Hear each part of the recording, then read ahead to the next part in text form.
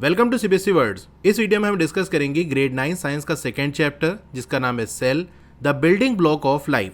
अब देखो, मेरे पढ़ाने का तरीका ये है कि मैं एनसीईआरटी को बिल्कुल लाइन बाय लाइन एक्सप्लेन करता हूँ ताकि डिटेल्ड नॉलेज आपको मिल सके। जहाँ पॉसिबल होगा वहाँ मैं आपको प्रैक्टिकली चीज़ें करके दिखाऊंगा, एक्सपेरिमेंट करके दिखाऊंगा ताकि आपकी बेटर अंडरस्टैंडिंग हो सके। मैथ्स की भी क्लासेस स्टार्ट हो चुकी हैं, डिस्क्रिप्शन में मैंने प्लेलिस्ट का लिंक दे दिया है, वहाँ से आप देख सकते हो। और हाँ, मैंने एक नया चैनल भी बनाया है specially for class 9th and 10th, तो उसको भी आप सब्सक्राइब कर लो, वहाँ भी वीडियोज़ आएंगी। चलिए स्टार्ट करते हैं।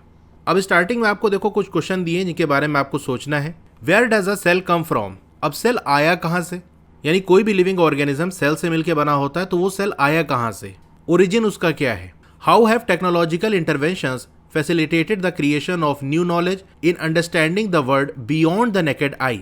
किस तरीके से जो टेक्नोलॉजिकल इंटरवेंशंस हैं, इंटरवेंशंस मतलब दखल देना, हस्तक्षेप करना, मतलब सिंपल वे में ऐसे समझ सकते हो, किस तरीके से टेक्नोलॉजी के आने की वजह से, टेक्नोलॉजी के यूज़ की वजह से नई नॉलेज का क्रिएशन हुआ, नई चीज़ों के बारे में हम जान पाए। किन चीज़ों के बारे में? वो दुनिया जो हमारी नेकेड आई यानी डायरेक्टली बिना किसी टूल वगैरह का यूज़ किए, जैसे माइक्रोस्कोप या मैग्नीफाइंग ग्लास के यूज़ किए, जो डायरेक्टली हम देख सकते हैं, तो वो तो हम कहेंगे कि ये हमको नेकेड आई से दिख रहा है। तो वो दुनिया जो हमारी नेकेड आई के बियॉन्ड है, यानी डायरेक्टली उसको हम नहीं देख सकते, लेकिन टेक्नोलॉजी का यूज़ करके, जैसे माइक्रोस्कोप्स का यूज़ करके, वो चीज़ें भी हमने देख ली जो डायरेक्टली हम नेकेड आई से देख नहीं सकते थे।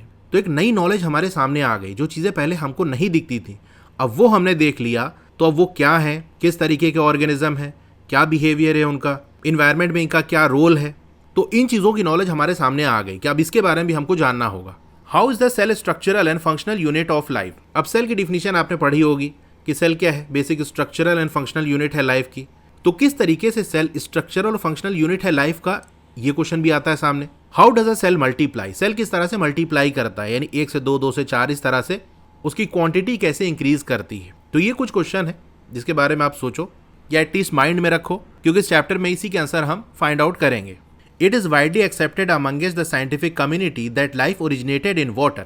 अब ये बात साइंटिफिक कम्युनिटी के अंदर बहुत हद तक एक्सेप्ट की जाती है, यानी इसको लोग मानते हैं, जो साइंटिस्ट लोग हैं, कि जो लाइफ है ना, उसकी शुरुआत वाटर में हुई थी। यानी पहला जो लिविंग ऑर्गेनिज्म है वो वाटर के अंदर एग्जिस्ट करता था, यानी वाटर के अंदर से ही लाइफ की शुरुआत हुई है।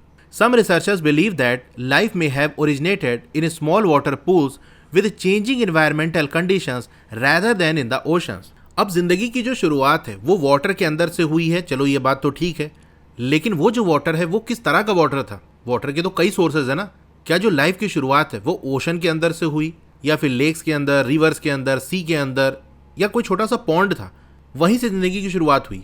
तो बहुत से रिसर्चर्स का ये मानना है, ये उनका विश्वास है कि जो लाइफ है ना वो किसी ओशन वगैरह से शुरुआत नहीं हुई, बल्कि छोटा सा वाटर पूल था, यानी ऐसा समझ सकते हो छोटा सा तालाब था, पॉन्ड था। अब वो जो छोटे से वाटर पूल्स हैं उनकी इन्वायरमेंटल कंडीशन चेंज हो रही होगी, क्योंकि देखो बहुत सारी चीज़ें ऐसी होती हैं जो चेंज की वजह से ही हो पाती हैं। आपको चाय बनानी है, आपने बर्तन में दूध डाला, चाय पत्ती डाली, चीनी डाली और ऐसे ही रख दिया, चाय बन जाएगी? नहीं बनेगी, आपको उसको हीट करना पड़ेगा। तो हीट करने में आपने क्या किया? टेम्परेचर को इंक्रीज किया, यानी टेम्परेचर का चेंज किया, जिसकी वजह से चाय बन पाई। इसी तरह से बहुत सी चीज़ों के होने के लिए कुछ चेंज लाना पड़ता है। तो रिसर्चर्स ने ये माना कि लाइफ की जो शुरुआत है वो छोटे से वाटर पूल से हुई, जहाँ का जो इन्वायरमेंटल कंडीशन है वो चेंज हो रही थी। Hot springs are examples of such environments.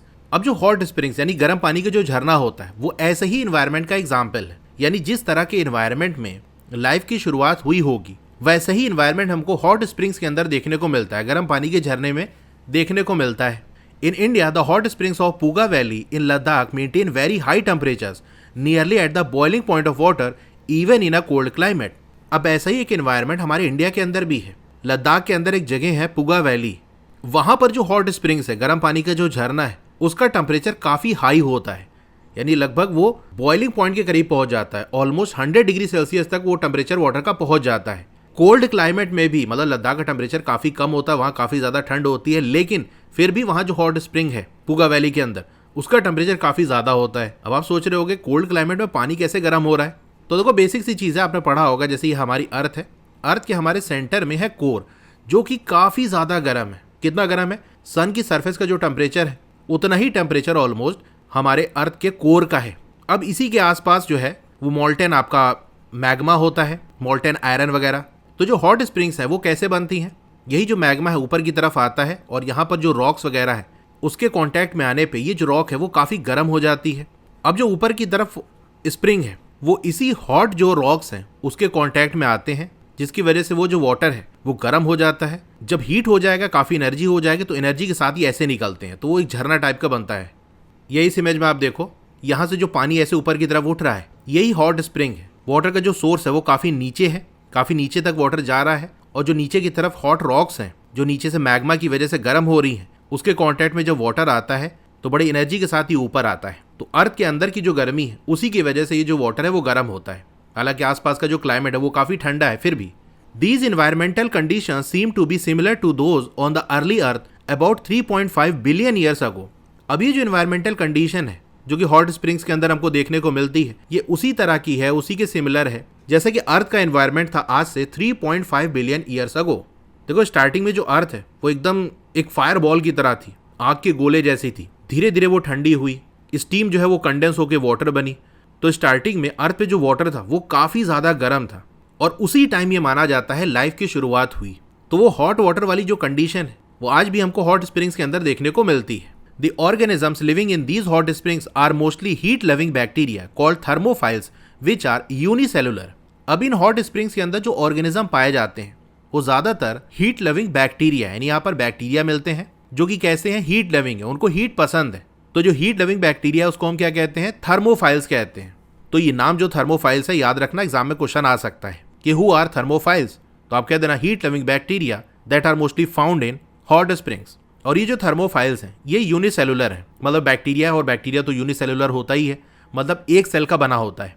जैसे हम ह्यूमन बहुत ढेर सारे सेल से मिलकर बने हैं ना, ऐसे बहुत सारे ऑर्गेनिज्म हैं जो मल्टी सेलुलर हैं, जिनकी बॉडी के अंदर ढेर सारे सेल प्रेजेंट हैं। लेकिन जो बैक्टीरियाज होते हैं वो एक सिंगल सेल के बने होते हैं। Scientist from Birbal Sahni institute of palaeosciences Lucknow studied these hot springs and found that calcium carbonate formed rapidly around them. Lucknow में Birbal Sahni institute of palaeosciences है, वहाँ की जो साइंटिस्ट हैं उन्होंने इन्हीं हॉट स्प्रिंग पे स्टडी की, और वहाँ से उनको ये पता चला कि इन हॉट स्प्रिंग के अराउंड जो कैल्शियम कार्बोनेट है वो बड़ी तेजी से फॉर्म होता है। These deposits may have protected early organic molecules from harmful radiations and extreme conditions। अब ये जो कैल्शियम कार्बोनेट के डिपॉजिट्स हैं, यानी कैल्शियम कार्बोनेट बन रहा था और डिपॉजिट हो रहा था, जम रहा था, तो इसने क्या किया होगा, स्टार्टिंग में जो ऑर्गेनिक मॉलिक्यूल्स थे उनको प्रोटेक्ट किया होगा। अब आप पूछोगे ये ऑर्गेनिक मॉलिक्यूल्स क्या होते हैं, तो देखो वो मॉलिक्यूल्स जो लिविंग ऑर्गेनिज्म के अंदर प्रेजेंट होते हैं, या हम ऐसा कह सकते हैं कि जो लिविंग ऑर्गेनिज्म है वो जिन मॉलिक्यूल से मिलकर बना होता है। देखो सिंपल सी बात है, आप ये तो जानते हो कि मैटर जो है वो एटम से मिलकर बना है, एटम्स ही कंबाइन करके मॉलिक्यूल्स बनाते हैं। तो वो मॉलिक्यूल्स जिससे लिविंग ऑर्गेनिज्म बनता है, लिविंग ऑर्गेनिज्म का जो स्ट्रक्चर है जिन मॉलिक्यूल से मिलकर बना होता है वो ऑर्गेनिक मॉलिक्यूल्स कहलाते हैं। तो ऑर्गेनिक मॉलिक्यूल्स बहुत से जगह प्रेजेंट होते हैं, लेकिन ये जो हॉट स्प्रिंग है इनके अंदर जो ऑर्गेनिक मॉलिक्यूल्स थे इनको कैल्शियम कार्बोनेट ने हार्मफुल रेडिएशन और जो एक्सट्रीम कंडीशंस यानी काफी ज्यादा जो गर्मी है उससे प्रोटेक्ट किया होगा। And they may have also helped in the formation of the first protective membrane the barrier that defines a cell. और यही जो कैल्शियम कार्बोनेट है इसने सबसे पहली प्रोटेक्टिव मेम्ब्रेन बनाई होगी, वो प्रोटेक्टिव मेम्ब्रेन जो सेल को डिफाइन करती है। मतलब सेल का जो मटेरियल है वो अगर किसी बाउंड्री के अंदर बंद नहीं होगा तो आप कैसे डिफाइन कर सकते हो, कैसे आप डिफरेंशिएट कर सकते हो कि कौन सा पार्ट सेल का है और कौन से बाहर की चीज़ है। जैसे जब घर बनवाया जाता है तो उसकी एक बाउंड्री बनाई जाती है जो ये बताती है कि भाई ये जो बाउंड्री है इसके अंदर का जो रीजन है ये हमारा हिस्सा है, ये हमारी ज़मीन है, ये हमारा घर है।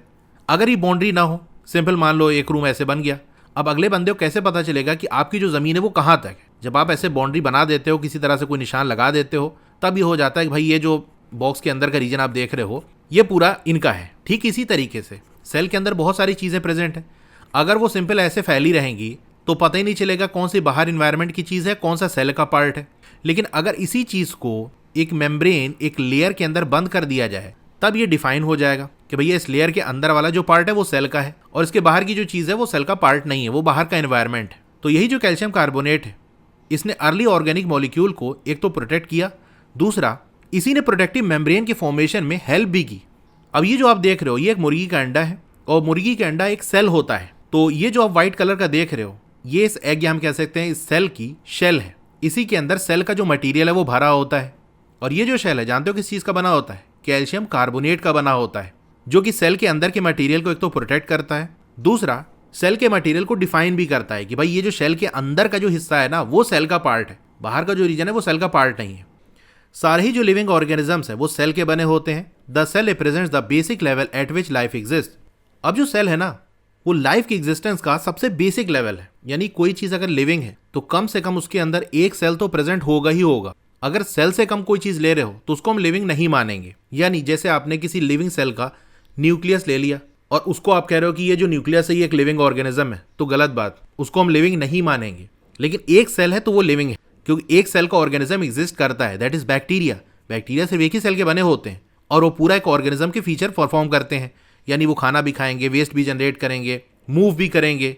तो सबसे बेसिक लेवल लाइफ की एग्जिस्टेंस का वो क्या है? सेल। तो ऐसा ऑर्गेनिज्म हो सकता है जिसके अंदर एक ही सेल हो या कई सारे सेल से मिलकर बना हो, लेकिन कम से कम एक सेल तो होगा ही होगा। अब कुछ ऑर्गेनिजम्स ऐसे होते हैं जैसे कि बैक्टीरिया हो गया, यीस्ट हो गए, इनके अंदर सिर्फ एक ही सेल होता है और इनको हम कहते हैं यूनिसेलुलर, यानी एक सेल वाले ऑर्गेनिज्म। वहीं जो दूसरे हैं जैसे कि प्लांट्स हो गया, फिश हो गई, बर्ड्स हो गई, ह्यूमंस हो गए, ये बने होते हैं मिलियंस ऑफ सेल को मिला के, यानी एक से ज्यादा सेल प्रेजेंट होते हैं, तो इनको हम कहते हैं multi cellular that work together. तो प्लांट्स की बात कर लें, फिश, बर्ड्स, ह्यूमंस, इनके अंदर ढेर सारे सेल प्रेजेंट होते हैं और वो सारे सेल आपस में मिलकर एक साथ काम करते हैं। A group of similar sales performing similar functions forms tissue. अब देखो सेल कई टाइप के होते हैं, ये आपने पढ़ा होगा। तो एक ही जैसे सेल जो एक ही जैसा फंक्शन परफॉर्म करते हैं वो मिलके बनाते हैं tissue. Different tissues are organised to form an organ and several organs work together to form organ system. इसी तरह से अलग अलग जो टिश्यूज है वो ऑर्गेनाइज होते हैं, आपस में मिलके एक ऑर्गन बनाते हैं और कई सारे ऑर्गन मिलके एक ऑर्गन सिस्टम बनाते हैं। अब यहाँ पर जैसे आपको एग्जाम्पल दिया, such as nasal pores, nasal cavity, trachea and lungs form respiratory system. अब जो नेजल पोर है, यानी जैसे ये नाक है तो इसमें ऐसे होल होता है, बड़ा गंदा सा बन गया, तो ये जो होल होता है नाक में दो ठो, इसको नेजल पोर कहते हैं। फिर अंदर का जो रीजन है वो पूरा कैविटी होती है, खाली जगह होती है, उसी से एयर वगैरह अंदर जाती है, तो अंदर का रीजन नेजल कैविटी हो गया। फिर उसके बाद ये जो नेजल कैविटी है वो कनेक्ट होती है ट्रैकिया, जिसको हम विंड पाइप भी कहते हैं, सांस की नली। फिर जो विंड पाइप है वो लंग से आके कनेक्ट होता है। तो nasal pores, nasal cavity, trachea, lungs, ये सब मिलाकर बनाते हैं रेस्पिरेटरी सिस्टम। इसको मैं एक और तरीके से आपको दिखाता हूँ। अब यहाँ इस इमेज में आप देख सकते हो ये एक मसल सेल है। कई सारे मसल सेल आपस में मिलके एक मसल टिश्यू बनाते हैं।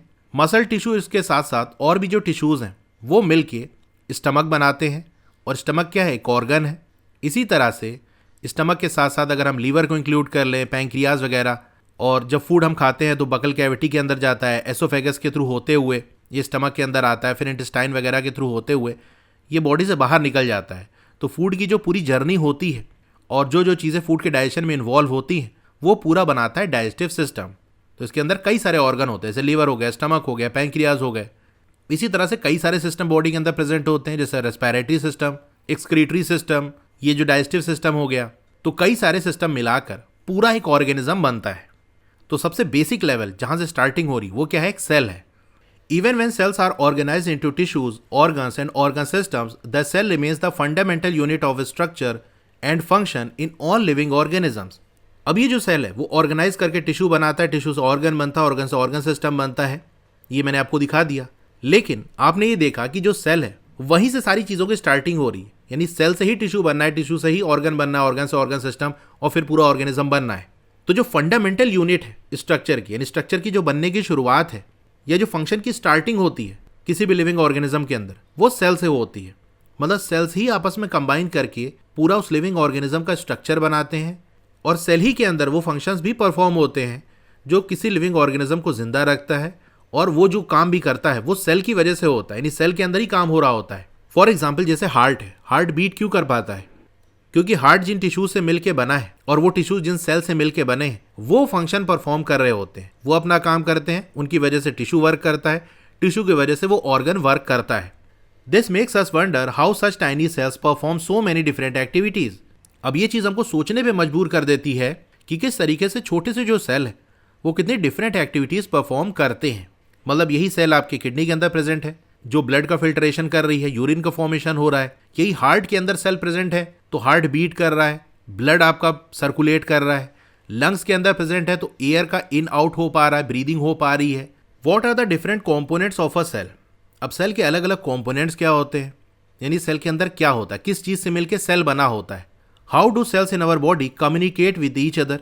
अब हमारी बॉडी के अंदर जो सेल्स हैं वो आपस में कम्युनिकेट भी करते हैं। तो वो किस तरह से करते हैं, क्या जो सेल है वो हमेशा जिंदा रहता है या कभी वो मरता भी है, डाई भी करता है।